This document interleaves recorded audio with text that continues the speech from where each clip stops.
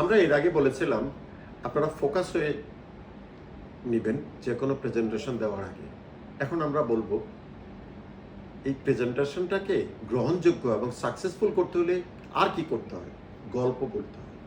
গল্প বলাটা আমরা সারা জীবনেই গল্প বলছি, গল্প শুনছি।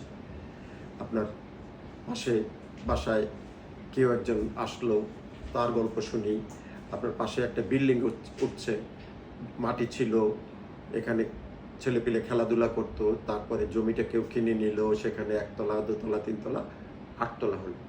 এখন এই যে গল্প, ধরেন আপনি কারোর সাথে দেখা করতে গেলেন, দেখা করতে গিয়ে আপনার দেরি হয়ে গেল, তাহলে আপনি একটা গল্প ফাঁদেন বা সত্যি কথাই বলেন যে রাস্তায় জ্যাম ছিল, সত্যি কথা, বা রাস্তায় ট্রাফিক পুলিশ আটকে ছিল আমাদের গাড়িকে, মোটরসাইকেলকে বা গাড়িকে, এই জন্য দেরি হয়েছে। উদ্দেশ্যটা কি?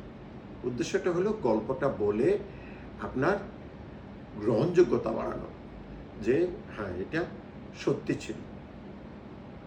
কারণ কি? কাজটা আদায় করা।